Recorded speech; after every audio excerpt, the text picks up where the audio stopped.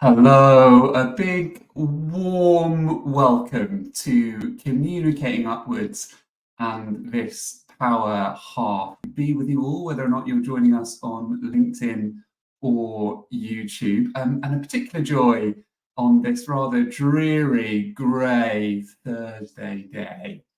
Not quite sure about you, but waking up this morning to thunderstorms and lightning was somewhat of a shock. And a segue for us, I think, in relation to shock and this idea of communicating upwards. And I'm genuinely looking forward to sharing with you some thoughts and ideas and tools around what it might mean for us when we communicate upwards, some of the challenges and some things we can do to overcome those challenges and move towards clear, tangible strategies. Before I move through what those are, I'd love to introduce myself for those of you who I don't know. My name's Rob, and about 7 years ago, with the support of the Prince's Trust, I founded an organisation called People People. And People People was founded in order to support people in organisations to communicate and interact with others with more ease. So ultimately, I find that often in our working lives or lives in general outside of the world of work, we can sometimes sit in a place of feeling pinch points between us and others, or those little internal, I call them niggles, those moments where we're perhaps unable to interact in a way that we would like to, something gets in our way. So I used my background, which was that of an actor. I went for my sins to drama school for many years. And I noticed while I was there was a chap in my year called James, who doesn't mind me sharing the story about him. But James, quite frankly, couldn't act to save his life. He'd be on stage, and he'd be like, to be or not to be, whether it's an over in the line. And we were like, how's he got in? He's terrible. But by the time he got to that third and final year, he became the most amazing shape-shifting performer. And he was really able to choose the impact he wanted to have on others, whether that was his scene partner or the wider audience at large. And I became really interested in what are those things that he's picked up over his training that have enabled him to move forward with what I like to call behavioural autonomy, an ability to choose what he does with his voice, what he does with his language, and what he does with his body, that all align to create some kind of impact. And I've taken those tools, and my team and I work with a psychological mindedness. So we look at where things come from, where behaviours might stem from for us. And we also use lots of tools and ideas from the world of executive coaching. I'm also an executive coach. So I'm really fascinated with that idea of partnership to help us move from where we are to where we might want to be from a communication point of view. So our time together today, our half an hour up until 12:30, thunderstorms permitting, we'll be exploring this idea of communicating upwards and what it means to us. And in an interactive and discursive way, we'll be using the comment section a fair amount, look at how we can make it easier for us to communicate upwards. And you'll notice, of course, we've used the word communicating upwards. Quite typically, it's often called managing upwards, but we've deliberately gone for communicating because I think sometimes we're not always managing things when we are in an interaction upwards. And sometimes actually we're just having a conversation, and that in itself can be difficult for us. And we'll also talk in more detail about the definition of this word upwards and what it means to us. Maybe it's hierarchical, but also maybe it is about other things too. So this is exactly what we'll be exploring. Why are we communicating upwards in the first place? What's useful about it for us? Why even bother putting ourselves through the potential challenge of doing it? What are some of those things that might prevent us from communicating upwards? I suspect, depending on the depth we go to within this question, we could probably spend a whole day looking at why we might want to communicate upwards and what gets in our way. But we'll be looking at 3 core things in each of those areas that hopefully are relatively universal, irrespective of your roles. And then towards the latter part of the session, we'll be moving towards practicality. So 3 strategies that will really help you, we believe, to communicate upwards. And those strategies will be agile. They're not binary, they're not locked in. There's a fluidity. So you can take them yourselves to communicate upwards, Or you could also perhaps share them with your colleagues or your teams. And towards the end, while we close at 12:30, I'll do a summary, and also there's a couple of freebies. So if you do end up hanging around, and there's some things towards the end to incentivize that, can't say the word, but you know what I mean, but also to share with you genuine value and of genuine use to you. And with that in mind, our time together is really about this. It's absolutely all about increasing your confidence and crucially choice. I think sometimes in certain interpersonal moments or interactions, we don't always see the choices available in front of us. We just do, where we react as opposed to respond. So our time together is about finding ways in which we can have choice and then working out which of those choices is best for us to use. That's what we've got on the cards. And the first thing we're exploring, of course, is this idea of, well, I wonder why we might want to communicate upwards. So with that in mind, I'd love to get your thoughts on that, on why would we communicate upwards. So using the comments box on LinkedIn or on YouTube, please do pop in your thinking around why we would communicate upwards. You'll be thrilled to hear I'll pause talking for a few moments while some of those thoughts come in.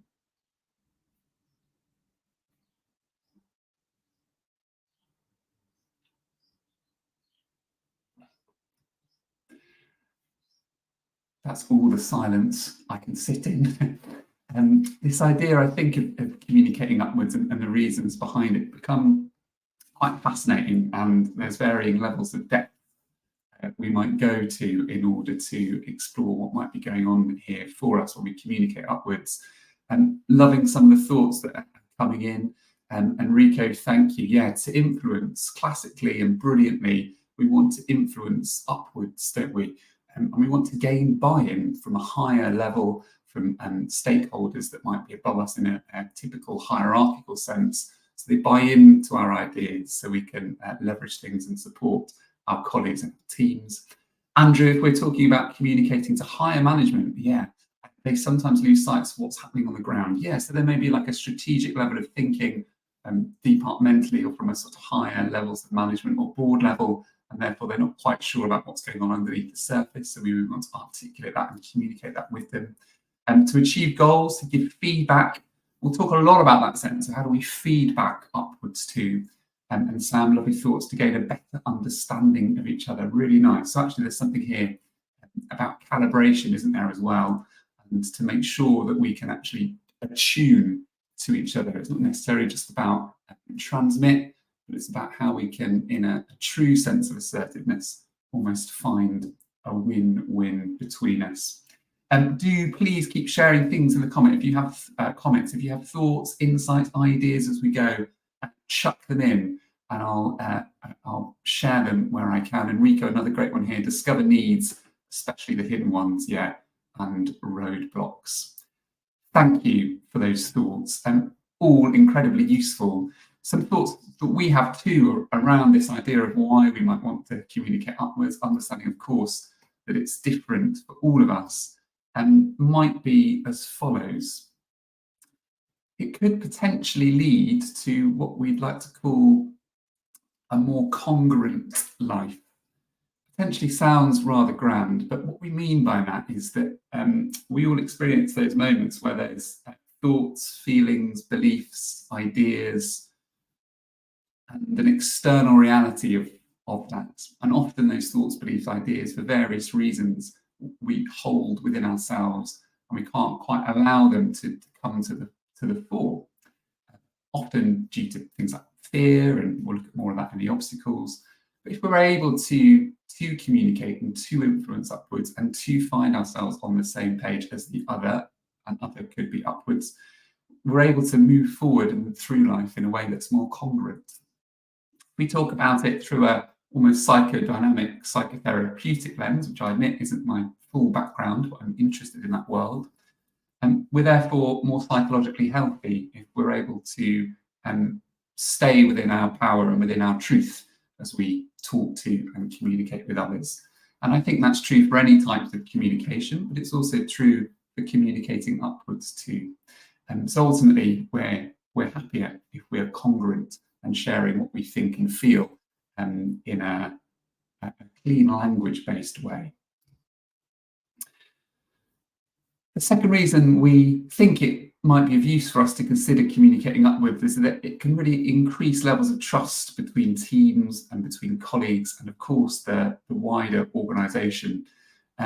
We were talking here, or there was a lovely comment that was mentioned in the comments around this sense of actually getting to know each other and aligning. And I think, Andrew, you were talking about singing from the same hymn sheet. So the ability to do that and to understand each other can, of course, increase trust.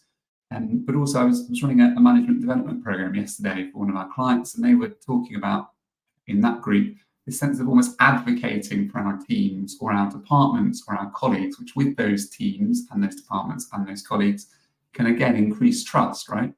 So the ability to kind of advocate, to champion other departments often involves an influencing upwards. And if we can do that, or if we can protect our teams or our departments from something wider that's happening organisationally, and it often means that we are increasing trust and looking after their interpersonal status, if you like. And we know status is a core thing behind feeling psychologically safe based on the world of social neuroscience.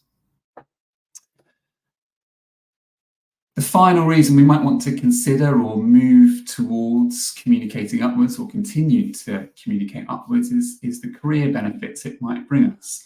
I think it would be remiss of us not to look at the fact that actually if we are in dialogue with those that perhaps are above us in whatever sense of the word that might be for us, and we are PRing ourselves, and we're consistently ensuring there's a visibility there, not just of presence, but also of mind and heart, depending on what it is that we're sharing as we communicate upwards.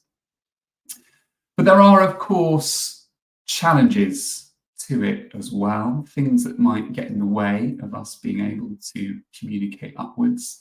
And I'll share those with you momentarily. But before I do that, I suppose I wanted to invite us to reflect on what the word upwards might actually mean to us. And I suppose you may be on this live because we're thinking of upwards in a traditional sense of hierarchically. So boards, managers, our bosses, whatever it might be. But I'd invite us to think of upwards as that, but also for it to coexist with this sense of communicating upwards, being communicating with anyone that we associate with the terminology upwards. And what I mean by that is quite often when we're in conversations with other people or we're thinking about having an interaction with them, we're not always talking to them in the moments in which we're engaging with them. So bear with me here, but the concept being that actually they, through the way that they interact, through their behavioural default, they're actually representing someone or something of our past selves. I don't mean past lives, but I mean things that we have experienced either from childhood or perhaps more immediately that have been challenges for us. So it may be that I'm interacting with a colleague of mine who is a peer, is an equal, not exactly the same level as me in a work sense, but there's something behaviourally about them that feels as if I'm talking to maybe a teacher, or if we become really deep about it, a mother or a father figure that we have found of challenge, or we have found aspects of their behaviour of challenge to us. So my invitation for you is just to reflect on that some of the feelings and thoughts that are surfaced when we communicate upwards isn't just because we are hierarchically communicating upwards, but it could be that it has activated something that is historic for us, so therefore it feels upwards in some way. So what does get in the way? That leads me on to, and I suppose it's this idea of fear, a broad, wide-ranging concept. Fear of rejection, fear of being humiliated or embarrassed or shut down, or fear of speaking out, and actually that speaking out being poo-pooed, for want of a better phrase. I didn't think I'd use the word poo-pooed on this call, But there's something in that being difficult to articulate because there's a worry of some kind. It could be an interpersonal worry, or we're worried for something to do with our careers, depending on what it is that we're communicating. It could also be that the organisations we exist in have a level of politics that goes on, if we're talking from a hierarchical sense, in an upwards fashion. And also the culture of those organisations may not always allow us to speak with the voice that we might like to. And so therefore that's a barrier for us. Again, it might link to fear. Also, we're thinking about, if I have that conversation with that person, what happens if that conversation then becomes known to that person, or what might the person having a conversation with me think longer term, and it all becomes slightly murky for us. And of course, another barrier is time. Often, if we're talking traditionally upwards, having the time to do that, because often the people that we're trying to get time with are busy, they're on their own agendas, we've got our own worlds that are in orbit, both in and outside of work, and so therefore it can become a multitude of challenge in order to just get that time with them. But then when we do have that time, often the conversations are with other matters. So it's about finding the strategies, I suppose, that will work in a time-bound way. That may not be applicable for you. You may have an abundance of time with those that you're communicating upwards with, in which case that in itself is a challenge. Such sprawling time, how do we potentially focus it? So those are what we think perhaps are a handful of the challenges that might be involved. But I'd love to know for you, from your point of view, again, using the comment sections on LinkedIn or YouTube, and what gets in the way of you communicating upwards, or us, in terms of us who are on this live today. So if you had a few moments, I'd invite you to just share a couple of thoughts around, well, what is it that's actually going to get in your way when you're communicating upwards? And I'll do my utmost to bring them to life and share them with you.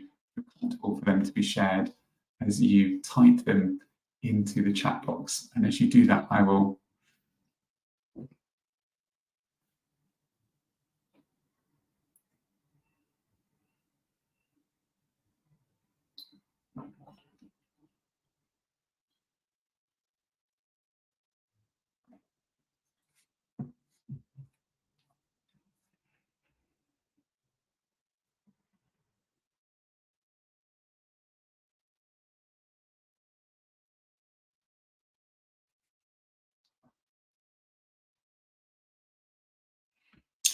Yeah, thank you. Some lovely thoughts coming in. Social constructs. Someone's sharing here, Andrew, rather brilliantly. You're sharing you did insights. You've recognised you lead with yellow, and that can be seen as less formal. So that absolutely does make sense to me. There's a quality of that, isn't there, that feels as if, oh, there's a view that others might have of me based on my leading style or my default style. Or if we're trying to adjust and flex to the others, it can sometimes be seen as maybe we're kind of over-egging it, or there's an incongruence for us there. Yeah, thank you for sharing that with us. Do keep these whizzing in, and momentarily we're going to move on to this idea of what those strategies are. As those comments come in, I'll keep bringing them to life for us. So here's how we might want to think about practically what we need to do when we are communicating upwards.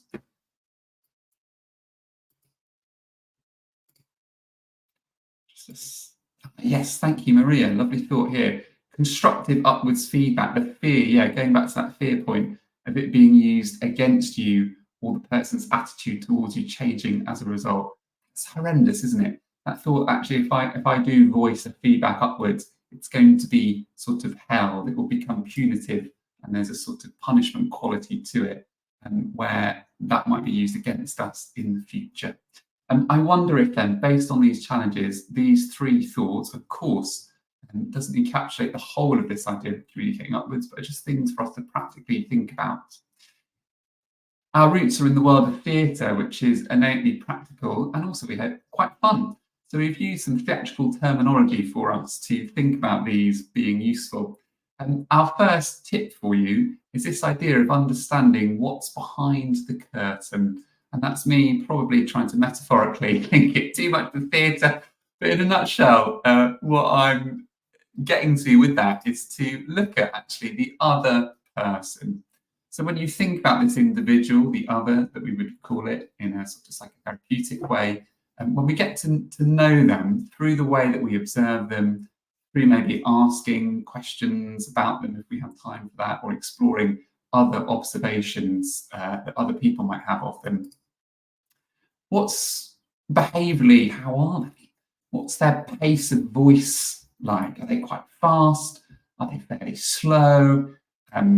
Does that depend on the circumstance that they're in? What's the kind of language and linguistics and words that they use? And in the past, if you've noticed them really buy into something, what is it that they respond well to? So going back to your point, Maria, of this sense of giving feedback upwards, if you have noticed someone's given them feedback upwards and they've gone, all right, and they've taken it on board, what is it that's got them to that sweet spot?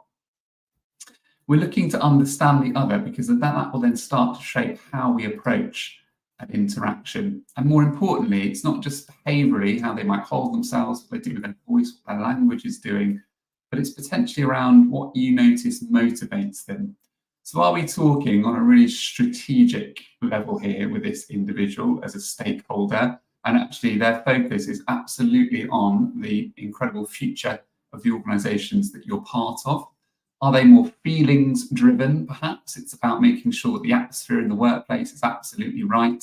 That might link to strategy, but maybe they're more motivated by that more considerate, more mindful response. I know, Andrew, you were talking about in the comments this idea of being in an insights discovery sense, yellow, quite spirited, quite energetic, leading with adjectives perhaps in your style. And maybe that's what motivates someone that is upwards. So if that's the case, great alignment there. And of course, what are their drivers? And we understand that through observation, we understand that through conversation, and we understand that through noticing what others might be sharing about those individuals too. And so it becomes, when we reveal the curtain of the other and we look at what's behind it, it becomes a balancing act of a situational and a relational awareness. So from a relational standpoint, what is it that makes them tick? What do they respond well to? And from a situational point of view, where are they within time and culture and the zeitgeist and the organisational life? And if we have a sense of a couple of bullet points on, okay, their focus at the moment is on X change management project. I know they're time bound. I know their future is on the shape of the merger over the next quarter, or maybe longer than that if it's the merger, of course. There's something about just understanding where things are at from their point of view, which allows us to then look at how you structure your act. Again, another mechanical metaphor for you, but structuring your act centres around your message ultimately, or your conversation or your strategy as you manage upwards. And quite typically when we work specifically in this area of managing or communicating upwards, we notice that people we tend to partner with have a focus on the message, on transmit. Whereas actually, before we even think about what we're going to say, we'd invite you to think about what do you want the other person to think as you communicate with them about you, about the situation. What do you want them to be feeling? And then as a result of the interaction or interactions, what would you want them to do? That feeling word is really important because I think quite often when we have an interaction, we're moving forward in a way of, right, I said what I needed to say there, thank goodness. But the focus is then on us. Whereas really we're looking at curating environment, emotion and feeling where that's appropriate for that individual, because that then, if we can get them to tune into that, that then enables them to be more likely to remember the conversation in a positive light and make a choice to move forward or do something. The do might be to take on board the feedback, or to, I don't know, if you're asking or requesting to have some time to go and do something external to enable you to do that. So first of all, think about the think, feel, do. And if there's a request, this structure, I think, is often quite useful. And it's really straightforward. Here's the request, here's why I'm requesting it, and here's how it will benefit you and the organisation if we're talking upwards hierarchically. But what we do, the nuance within that message is very different, and that depends on the language that we want to use. And I think our worlds are shaped by the language we use. Changing words can often change the landing or the impact of our message.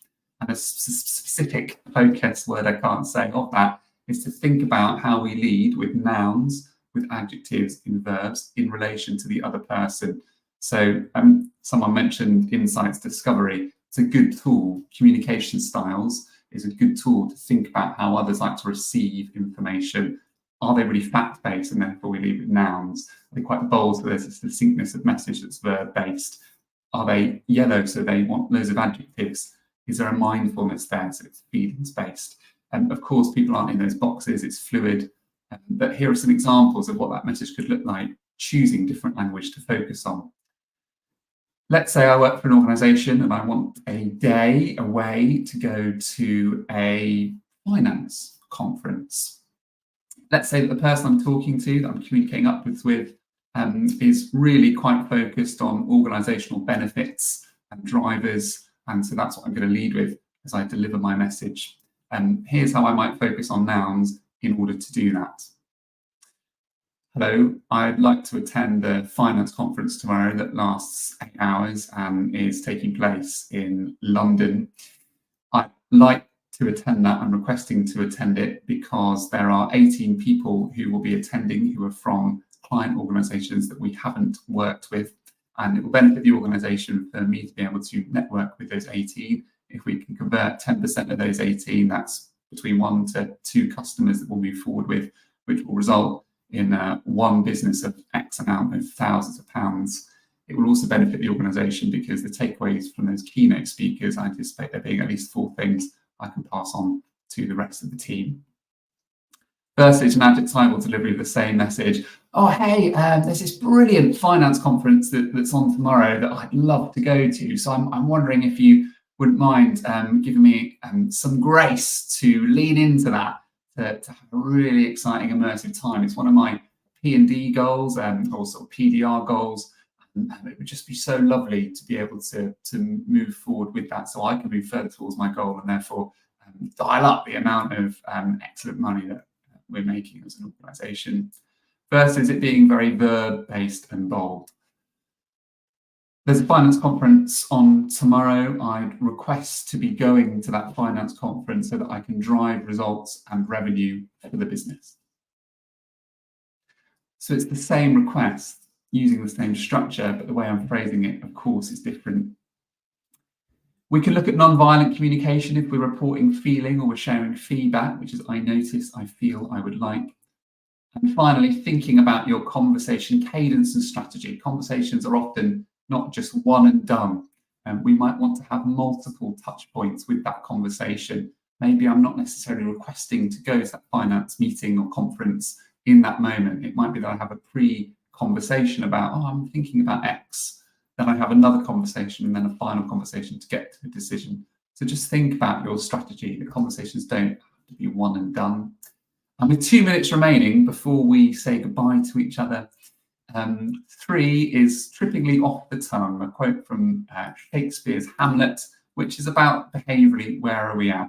So you can go with or against the other's behavioural patterns. There's often a school of thought in the world of behavioural development and science that we could mirror the behaviours of others, but that isn't always appropriate depending on our message. We may want to deliberately go against that. If someone's speaking quickly, for example, we may want to slow down our rhythm to land our message. Watch out for anything that we might call leaks. It's often the worst kind of leakage, I think, but we call it emotional or psychological leakages. When our thoughts, feelings, beliefs ooze out in our behaviour, quite typically that can show up for us in language. Just a quick sort of kind of request to see if you wouldn't kind of mind me going to the finance conference tomorrow. Dilutes our message, or jitters so it can physically show up. I do lots of presentation skills work, and we notice that when we're nervous, things can happen. So note your internal response to those people you're interacting with, how that might show up for you behaviourally, and ground yourself. Feet hip width apart, a nice ease and uprightness to you, and connect with your diaphragmatic breath. The lower your breath is, the more you reset your physiology, more that lowers your blood pressure, it lowers your heart rate, and it enables you ultimately to think clearly and rationally.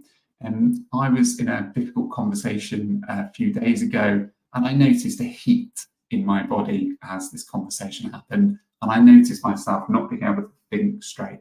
I felt under threat rather than under reward. Didn't feel like a good conversation. But what helped me get through it, and as best I could, ultimately to survive that interaction, are those behavioural things that we go to help us move forward with a little more ease.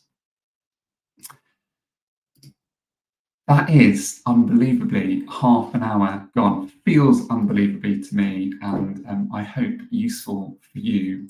And I've shared some of those strategies there in, of course, the slides, and hopefully brought them to life. So as we begin to close, I would love to know, out of those strategies, what's of most interest to you? What's the one that you go, I'm quite curious about that actually. I'd like to learn a little more about it, or I might look it up, or it might be something on action. So as I close our time together, I'd invite you to share, if you're able to and you have time, in the comments, what's landing with you, what are the strategies that have been of most interest. And as you do that, I'll talk about some potential next steps. I said there's a summary and some freebies at the end, and you've made it to the end, thunderstorm free. So here they are. Here's a summary. This is what we looked at. Notice why. Why might I be wanting to have this interaction with others? Notice what gets in the way for you. What's the biggest obstacle there? Because then you can strategize towards it. So you're thinking of them, you're thinking of their delivery and their approach, and then think about how you craft and deliver your message behaviorally. Thank you so much for joining us. And as I mentioned at the top, we could spend days and weeks and hours looking at this, but hopefully over your lunch, if you've been chowing down on a sandwich, it's just enabled you to think a little more. And as I said, we want this to be genuinely useful to you and to really land for you. So here's an offering for you. My belief is that I can see in the comments what some of you are sharing, and I can review that after this call. So if you would like to, as an executive coach, follow some of this up with me on a complimentary call, which I promise you is not about upselling, it's about me learning more about you and supporting you. If you find that useful, pop the words upwards in the chat, because I'm offering out 5 completely complimentary 30-minute one-to-one catch-up and coaching calls to see if you would like to deepen the skills that we've looked at for you, and not for your organisation, not for your colleagues, just purely to serve you and your needs. And if you put the word yes in, I will just send you resources and I won't hassle you with that idea of a call. And you'll just simply get the slide deck from today and some further reading, and then I shan't darken your doors again. All that's left for me to say, there's 5 of those slots available, by the way, so I'll send you a link to Calendly, and it's 5 first come, first served. And if you do take that up, look forward to seeing you then. Otherwise, I'll pop the resources over to you. It's been a real pleasure, so thank you so much for your time and for your energy and for your commitment and for your engagement. My name's Rob. I've been from an organisation called People.